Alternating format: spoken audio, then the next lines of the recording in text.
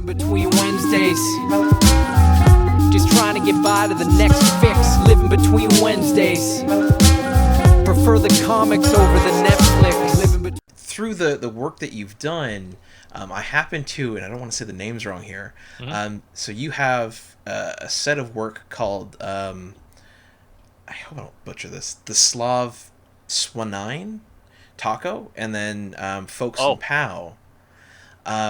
So again, correct me if I've said them wrong, so that way the people out there can go and see this stuff. Yeah. But I wanted to ask, what, like within reference to those two pieces of work, when did Trak come into existence? Because he kind of, in a way, makes an appearance in those works, as do some of the other characters within the book. Yeah, so that was actually the Slav Swag Taco.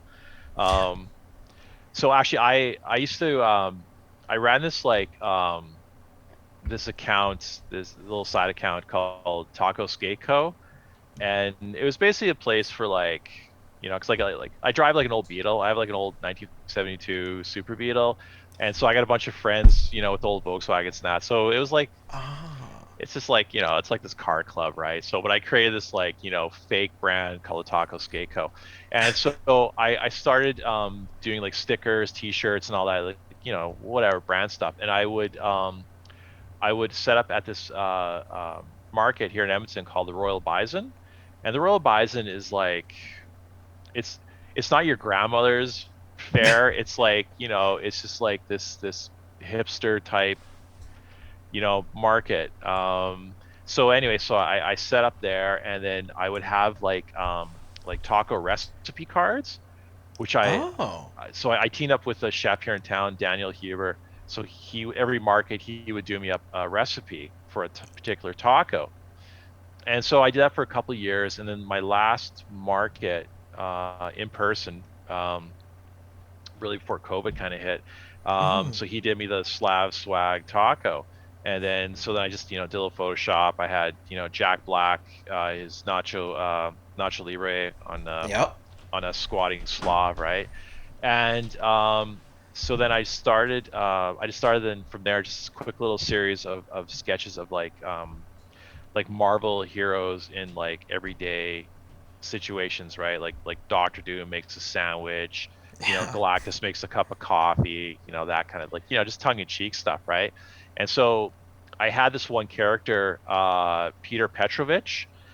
It's basically just a heavy European guy, big mustache and that. And he wore a Spider-Man mask partially. He almost wore like a toque. Yeah. And so I did like a print of him in that classic Spider-Man pose, with someone underneath his arm, right? And underneath his arm, I wanted like my own like Hydra agents. So that's when I first drew Trakovi as like this henchman, right? Like, my take on it, whatever. Okay. And anyway, so I did a whole bunch of these prints, and I did really well at this market.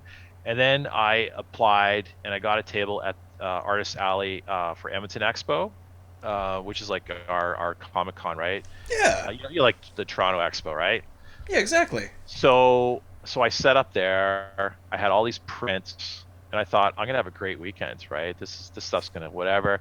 I had the worst 3 days of my life, right? It was It was the longest 3 days ever, and it was funny. It was me, and then across from me was this guy from Minnesota, who made handmade mugs, and then he'd slap on like a Harry Potter symbol or whatever, right? Yeah.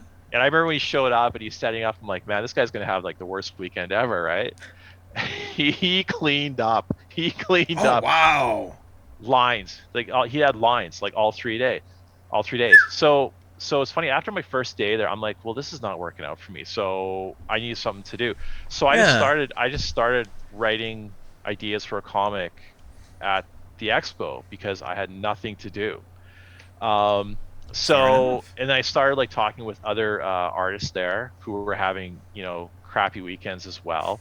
We'd all be standing in a circle and like, well, how's it going with you? Really crappy, right? Yeah, me too. I'm like, go check my neighbor out, right? there's the mug guy with like a whole line of whatever. Anyway, so I started using the surroundings to like kind of slowly develop the bones of the story. Okay. So the guy selling the mugs, his name is Jim, and Jim was a pastor back in the day, right? And Yeah. so and I just like thought, well, you know what, I'm gonna make a character out of you, right? So it's the least I can do. So I Jim came into whatever, and then Trakovi worked out because I just I thought, well, here's my henchman, I'll just build him up. Yeah. And then just during those couple days, I would converse with other artists and just kind of throw ideas at them, and then just slowly develop this whatever. And then it's funny. It's funny. I'm just like, yeah, I'm gonna make a comic, and I'm sure they're probably all thinking, yeah, right, yeah, I'm sure he's gonna make a comic, right? And but yeah, so as soon as I came home from Expo, I just started like laying down like rough sketches and that, and it just 2 years, like a good solid 2 years, and then yeah. Wow. And then here we are. That's amazing. Yeah, Um, yeah. yeah. So the question now must be asked because Trakovi he's a thug. He's a henchman. Um, at some point, is it in the cards that we might meet whomever it is that he works for? Eventually, eventually, yeah. I got, like I said, I'm fleshing out issue 3. And I'm going to be introducing 2 characters in issue 3. One of them is the Gilded Rabbit. Oh. So this a quick story about the Gilded Rabbit. So when I was running the Kickstarter, one of my rewards was your business as a major setting in issue 3. So this one business here in Edmonton took it, and the place is called the Gilded Rabbit. And so the Gilded Rabbit is like, it's like an artist supply store, right? Okay. And anyway, so this place is going to be a setting in the book. But I thought that name's really cool, like the Gilded Rabbit. It's just like perfect, right? And plus like the great logo, which I went back and I added the logo in issue 2. So you'll notice that like actually at the last page, you'll see the logo of like this an oval shape, the golden bunny and that. So I thought, well, you know what, I'm going to make a character called the Gilded Rabbit, and so it's going to be tied into that shop. And then That's so cool. and then the other character, which I'm like so excited for, so his name's Jamando. So Okay. it's it's like, first of all, it was a play on obviously the word commando, right? So I kind of created him with a friend. So a friend of mine, Taz Darwell, he's Taz is into like recreational pot, and he just lives the lifestyle and that. So one day Taz posts a picture of himself in like this like a pink sweatshirt, a leopard skin beret, sunglasses, a fanny pack, and he just kind of sort of standing there, right, and very stoic, right? And I just kind of like, I thought, oh my god, this is perfect, right? So I had this name Germano in my head for the longest time, and I messaged him like, hey, what do you think about turning this picture? I sent it back to him. This picture's a character, and so basically, Jamado is my version of Cable. So he's just like, he's this time traveling. How did Taz basically had him as like a DJ in 1984 Miami, Oh and my he's god. got like a vape pen for an arm that Okay. somehow triggers this whole time travel thing. Anyway, so Jamando's going to be coming in issue 3, because I just wanted something batshit crazy. So I'm very excited for this. Yeah, this isn't spoiling. This spoils nothing at all for the Oh, first 2 awesome. issues. But like I said, I've got the drawings for this, and it just gives me like, I just giggle every time I see him. So yeah, so new characters. Amazing. That sounds so cool. Yeah. Absolutely, Gilded Rabbit. That is a amazing name. Yeah. If I'm ever that way, I will have to make sure I see that store. My partner would love it, I'm sure. Yeah. Yeah, that's cool. Damn. I'm excited for you. It's really cool. So I did want to ask, when it comes to creating comics, because as much as I love reading comics and the story and how we like write them, I like the act of making comics as well. Your book, I believe, now correct me if I'm wrong, but I believe you've done this digitally, correct? Yes. Yeah. Yeah. Because I Okay. so leading up to this, so the last like 4 years, I've been doing a lot of like hand sketching, a lot of simple stuff. Okay. Just straight pencil on. I always draw like on recycled photocopy paper. Oh. And so I did this whole series called Here, which is like, it was almost like my reintroduction into drawing, like hand drawing. Because like I went through like a long spell of like not drawing at all, right? Hmm. So when I got back into it, I'd say about 5 years ago, got back into trying to learn to draw again. So I did this whole series of like this bearded hipster, just basically, traveling in his like old Volkswagen. So I would do these like little like, just kind of really, really crude sketches on shitty paper with like, coffee stains and tape I always had this feeling that it would be something that you'd fold up and put in your wallet, and Okay. little keepsake, right? Anyway, so they kept evolving, and then the drawings were getting better. So like when I first started drawing, like the hands were like mitts. Okay. I just would have, it was just horrible, right? I went for a long time where I wouldn't even draw eyes, right? So it was like this like faceless guy with this big beard driving around in a bus. And so anyway, so as it progressed, it got to the point, where I knew I was going to be doing this comic, right? And then when I got to the point of like the script happening, and that I was like trying to figure out how I'm going to draw this thing. And so I would actually like post like on my Instagram asking people like, how should I do this, right?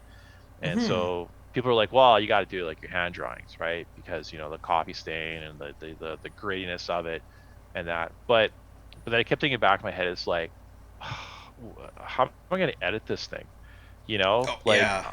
you know what I mean? It's like, because I know I'm going to be doing it all by myself, right? Because I couldn't afford to get, like someone to do the coloring, the lettering, and all that. So I just thought, well, how different can it be, really? Because it's like still, it's still with a pen, same Yeah. hand, right? Just on a Okay. tablet. And then luckily enough, I found like a coffee stain brush, right? I'm like, thank Christ, right? So so yeah, so just as I went, it just kind of developed, right? Because I don't know if you'll notice like the early pages of one to like the latter pages of two. I don't know, like I see a progression, in the drawings.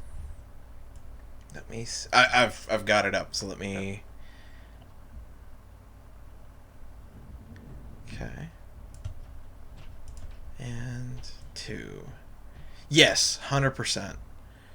The line work gets a little more crisp. The way that you've colored, again, gets a little more tight within your own style. Yeah. Okay. Yeah, so it's yeah, it's a journey from like point A to point B. I actually Yeah. I went back and I redid page one of issue one like about 3 or 4 times, right? Oh I wow. like edited it. I kept editing it, right? And then so I jumped back and I edited a few other things too and all that. But yeah, no, for the longest time I thought, well, I'm gonna do this all by hand, right? Because it's the way to do it, right? It's the real way Hmm. to do it. And then I'm like, no, it's just no, especially the lettering too, right? Because I really didn't. I've never lettered before, and I was really, really Oh. worried about how this would go. But I don't know, kind of sort of figured it out. I mean, you can read it; it's readable. I mean, I honestly, you could have fooled me because I had no idea. I figured maybe you had someone else do it or you'd done it before because it reads really well. Like I never hit a point where I was confused or the word bubbling or the structure of the way the words were made, like it got confusing. So good job. Thank you. Yeah, thanks. I try to keep it as simple as I could, right? So I just use like just a traditional font, and then just kind of went back afterwards just to do a little scribble here and there, just to kind of marry it up with the artwork, just so there's a little bit of a little bit of a cohesive relationship between the two. Oh yeah, absolutely. So one thing I do want to ask, because you've mentioned, so Trakovi's loosely based off some of the mannerisms of your grandfather, and then some of your local members that you know. Pastor Jim is based off of this person, Jim, who sold these really great mugs apparently and had a great weekend. Yeah. Good for you, Jim. I did want to ask, where did the idea for again, correct me if I'm wrong, but Sing International. Yeah. Where did the idea for like this really tall, dark clad cool cat come from? Yeah. Okay. So when I was drawing like the Here series, like early on, kind of like the halfway point actually of that whole series, um, I always had this fascination of just how like just like certain oh gosh, I don't know, like I've seen like Sikh models, right? Like they just look Okay. so refined, you know what I mean? And it's just something really just just kind of tall, slender, uh, you know, I don't know, just I just love the look of it, right? Mm-hmm. And it's funny, I just I thought, well, I just want to just draw this character with this idea of him coming out of like this like Mercedes with like David Bowie's "Let's Dance," you know what I mean? Like just this whole fashion vibe to him, you know. Mm-hmm. Yeah, like Wes Anderson has this one actor, a Sikh actor. His name escapes me right now, but I just always like the look of him, and and then I just yeah, I originally he was like so I did a couple sketches of this character, and originally he was just called The International. Okay. Because like I said, with the whole David Bowie kind of song and then whatever, and Yeah, yeah. and then so then I started integrating him into the book, into the story, um, and then but it's funny because like when you're introducing like other cultures Okay. into the story, right? So that was always something that I was really really trying to be careful with, right? Because like because I didn't want to put Sing in a situation or say certain things that was like not that was not like kosher with like with the Sikh culture. Yeah. So it's funny. So along the way, so I have a friend Aaron Deep who's Sikh, and I would just throw things at him, right? I'm like, what Okay. can he do? What can't he do? How does this look? You know, is this offensive anyway? You okay with all that? So I did a lot of back and forth with that. I was really, really careful with Sing because, obviously, like I said, I didn't want to cross any lines. And also, too, Mm. it's like I love this character a lot, and I have big plans for him as well. Like I had this like ending. I was gonna have issue 3, but it might be issue 4 now. That's like very, very Sing heavy, Okay. So I'm trying to nurture this character best I can. So and it's funny voice wise too. So I don't know if you're able to pick up reading in issue 1. So like he's from England. So if you kind of Oh, read back his dialogue, right, especially like when they do that walk in the Ritchie neighborhood, uh, you know, I'm hoping that comes through. And I always have this voice of Idris Elba in my head when he's nice. talking. So like I say, he's just a very refined individual. That just, you know, yeah, I got this great scene with him in issue 3. That I'm looking, I can't wait to draw. Like I'm just, I know I can do this. So Awesome. I was gonna say no spoilers, please. yeah. But no, that's so fantastic because I definitely agree. Like the moment I saw him, especially because he's got like his uniform, I'll call it, his costume. It's like black pants, the black zip up jacket with the Mhm. pinstripe down it. Yeah. His again, if I am wrong, correct me, but his turban is pure white, and then he's got Yeah. this black, almost like a belt with the I for international on it. Yeah. And these big, thick frame glasses.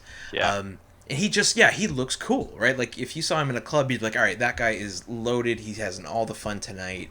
Whatever he wants to do, like, you want to be near this guy.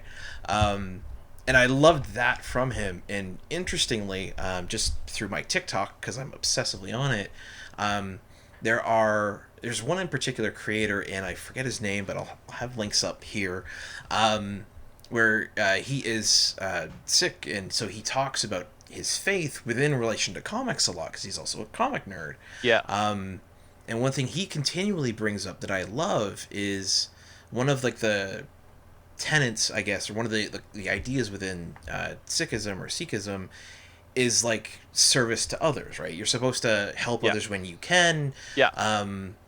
And like one cool example he brought up was there was a woman who was like gonna fall into a river or something, and these 5 Sikh guys saw her and were like, we gotta help her, and they all took their turbans, unwrapped them, basically made a rope, and saved her life. I know. Super. Yeah. Super cool. Yeah. So like the moment I saw him, I was like, okay, this is cool, and the fact that he's potentially like tenets of his faith and his religion make him kind of hero. Like, I'm like, this could be cool. So I definitely I look forward to anything to do with him now. And if he's gonna have some heavy stuff coming, say issue 3 or 4, man, that sounds so cool. Yes, and he's got this phrase too, where there's a point near the end where he says this word Waheguru. I hope I'm pronouncing it right. Anyway, so my friend Aaron Deep, he basically I'm like, he's got to say like, oh my god, like what is something that's comparable to like an oh my god moment. So that's the word he came up with. So you see, then I have like this little blurb in the bottom, just kind of explaining what that word is. Yeah, I honestly I loved that, because that moment sticks out for me within your book. And I'll have a panel up, because it's great, and it's such a fun book to read. Perhaps we've gotten a little bit spoilery with it, but if you're out there, folks, pick this book up. It's a lot of fun.